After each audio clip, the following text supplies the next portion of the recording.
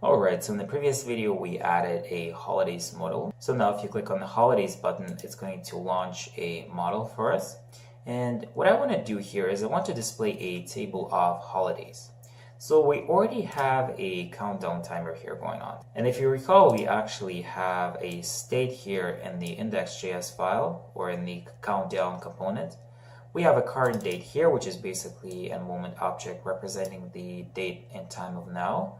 We also have a next date that represents the end of the year. Of course, you could also enter a custom date. Now, what I want to do here is I actually want to display a list of all of the holidays between the two dates.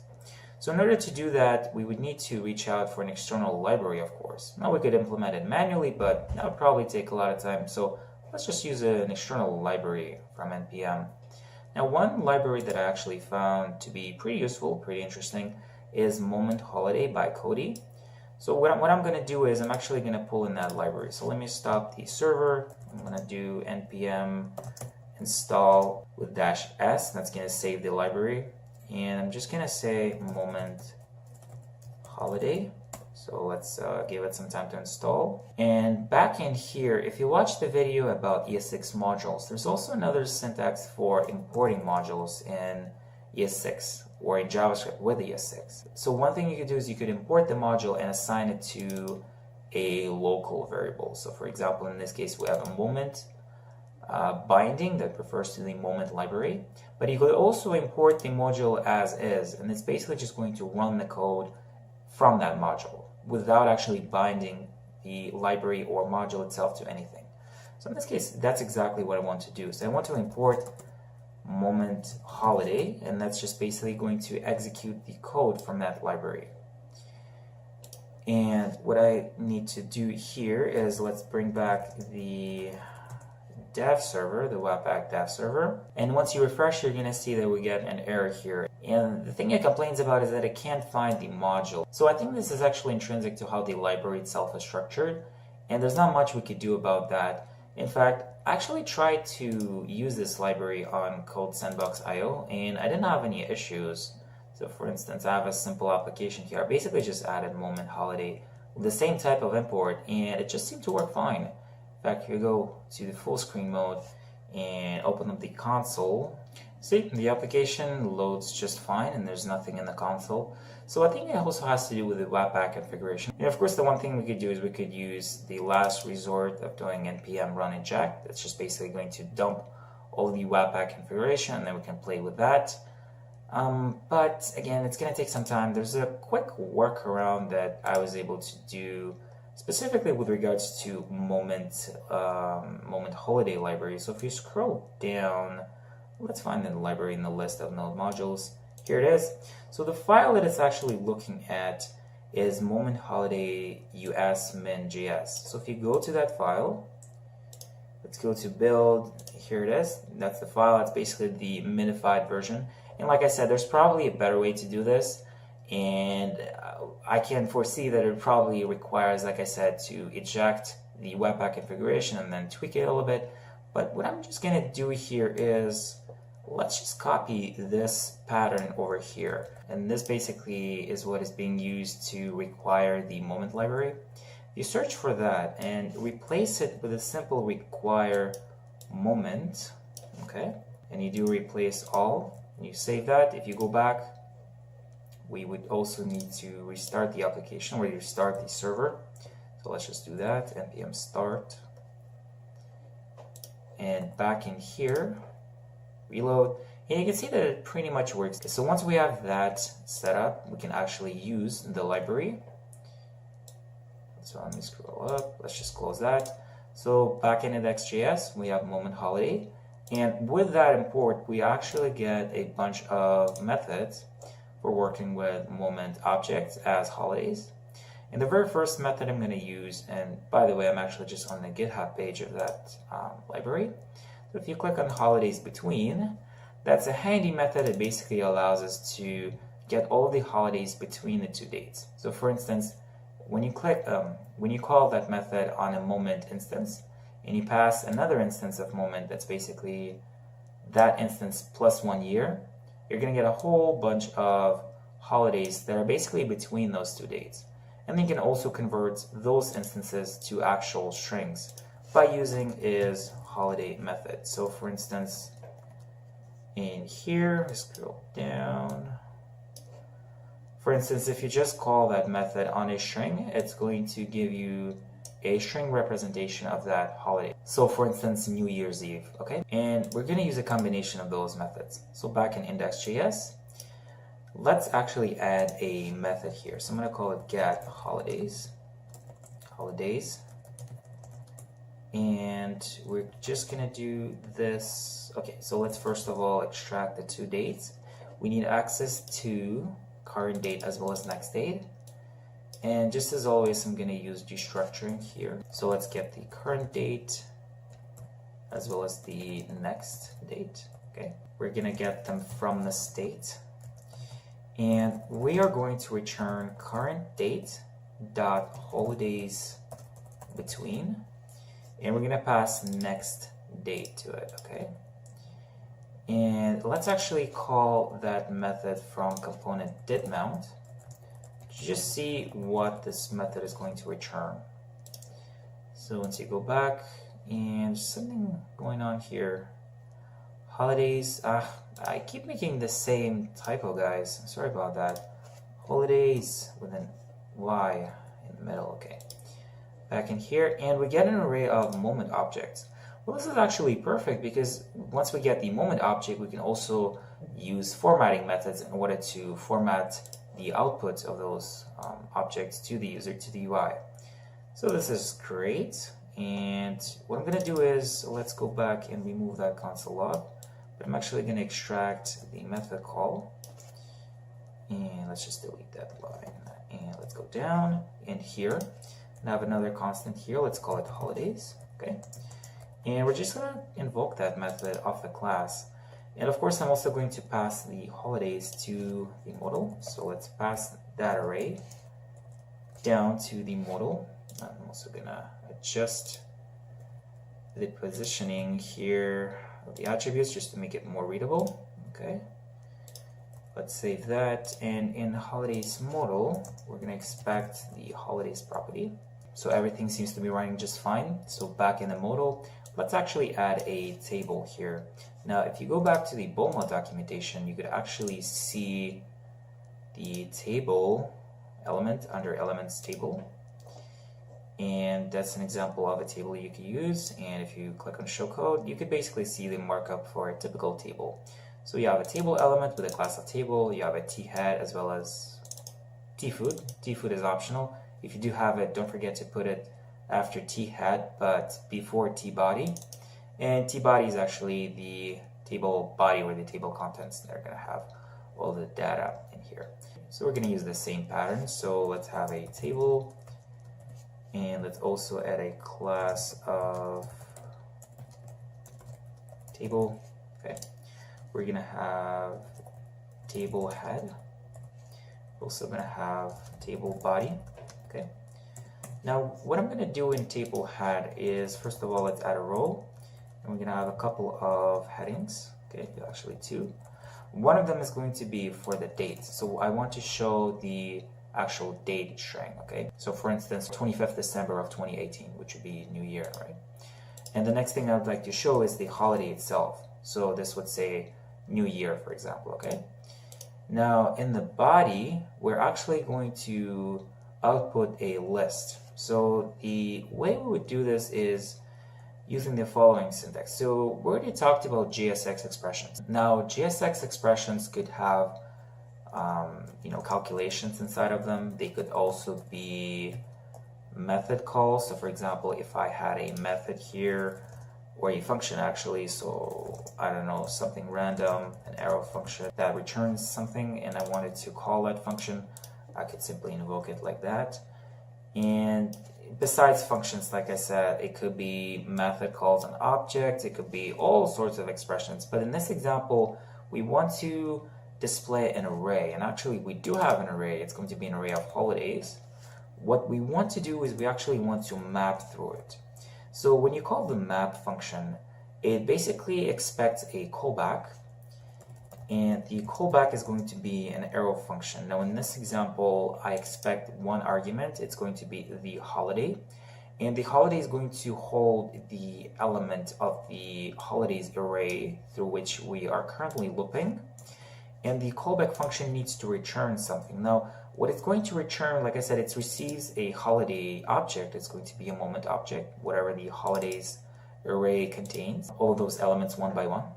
But we need to return something from this callback, and we're actually going to return a table row, okay? And inside of that table row, we're going to have two elements of table data, okay? So I'm just going to copy that. The first one is going to be the date. Now for the date, because we have the holiday moment object here, we can actually call calendar method on it. And that's the calendar method you saw before. You could also use the format function, of course, but I find calendar just shorter, so I'm going to stick to that. And the second one would actually be the holiday itself. Now there's no such method in moment to achieve that, but because we pulled in the library moment holiday, there is actually a method for getting the holiday. So for instance, you have a string you call is holiday, that's going to give you the name of the holiday. This is the method we want to use. So is holiday. We're going to call that, and let's actually save it. Let's go back and see if we get any errors. Now you click on holidays and you see a table here, which is pretty neat. Now we do actually get a warning on the right. So it says that each child in an array or iterator should have a unique key property. Now in React, whenever you return an array from a JSX expression, every element in that array needs to have a special key attribute. And the key attribute basically allows React to keep track of all of the elements in the array whenever something changes or new elements are added or old elements are removed.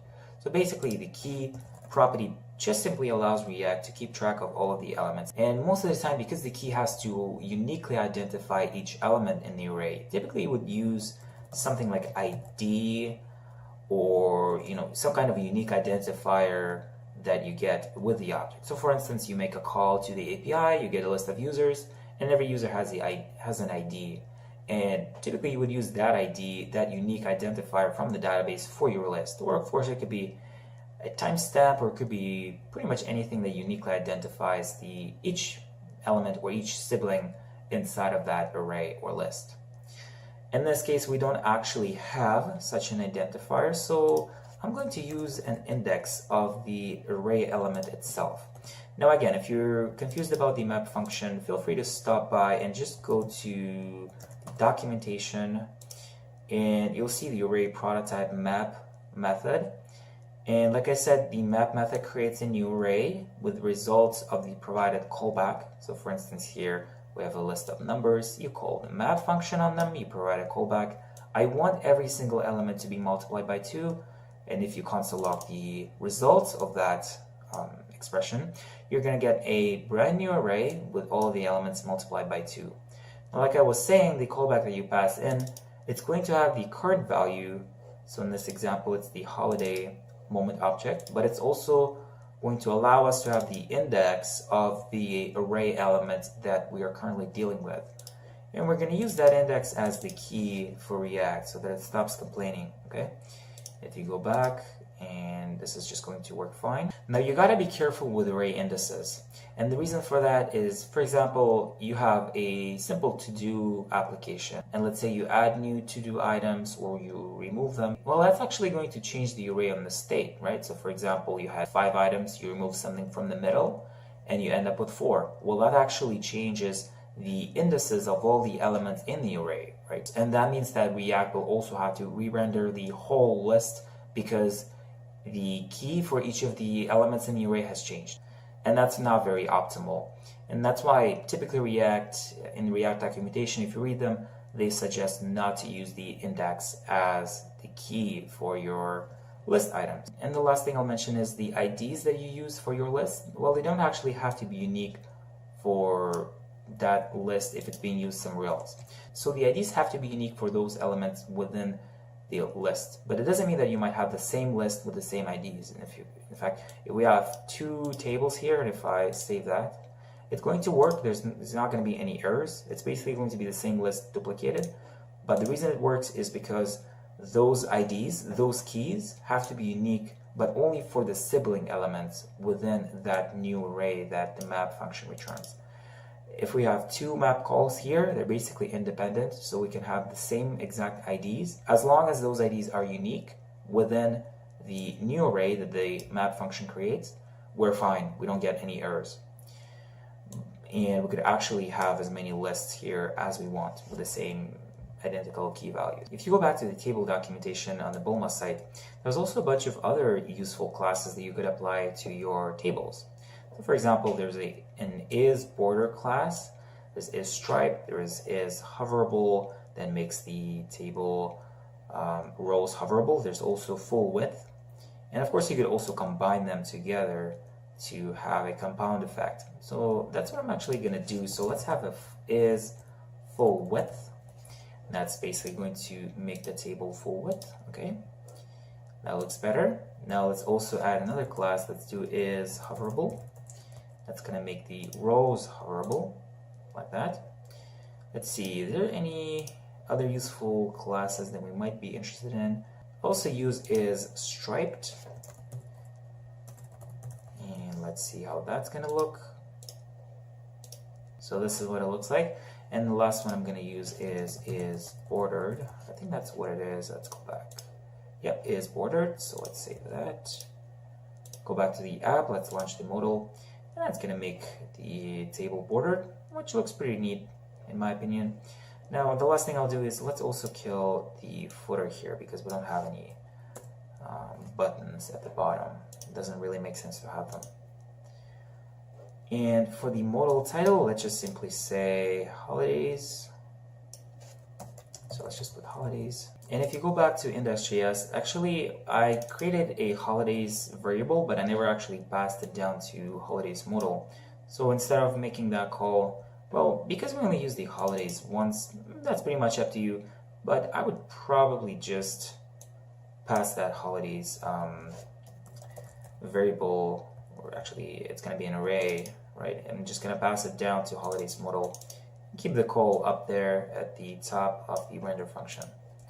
And that's going to get rid of the other warning that we had before. And now you click on holidays. This is what the modal basically looks like. And of course you could close it by either clicking on the background or just clicking on the cross. And that's pretty much it for holidays. Now, like I said, we had to do a trick. We had to basically go into Node modules and change some of the way it actually requires the moment library inside of it. Now, of course, that's sort of like a hack, and of course I wouldn't use that in production. Now, the downside is whenever you run npm install, that's basically going to clear up everything inside of your Node modules, and it's going to pull in all those modules again. So it's going to clear up the changes that we actually did inside of that file. So if I go back to it, let me just find it. Moment holiday, there we go. Moment holiday US min.js. If you run npm install, it's going to clear up the contents in this file. It's going to replace them with whatever is provided by the npm registry, right? So the changes that we did are going to be overwritten. And this is not a sustainable solution, like I said. If you want to optimize this library for a front-end Webpack setup, you probably need to run the eject command. Now, what's the eject command I'm talking about? If you go to package.json file, you're going to see that we have a section with scripts here. And the one I've been using all the time is npm start, but there's also npm build, test, and eject. Now, the eject command is the eject command that I was talking about, actually. And if you do that, it's basically going to eject the Webpack configuration to the project. Now, you have to be careful with this command because once you do it, there's no going back. So you need to be careful with it. Make sure to save your files and commit to your GitHub or Bitbucket or GitLab repository, whatever. Make sure to save the files before you run that command so you could actually go back and revert the changes. But if you're not using Git, just be careful because there's no going back otherwise, okay? And we would actually, once we do that, we would actually need to tweak the Webpack configuration, but it's quite a bit of hassle, so I don't want to clog up the video series here. So like I said, don't use this example for production. That's not a sustainable solution. But for a quick demo, just to show the holidays, I think it's pretty good and it works for us just fine. So just keep that in mind and Please don't use this in production or else you're going to be in trouble. So that's pretty much it for the video. I think I'm just going to make another one where we're going to just put some last final touches to the project and hopefully fix some of the other issues if we have any. So I hope to see you there, and that's pretty much it. Bye bye.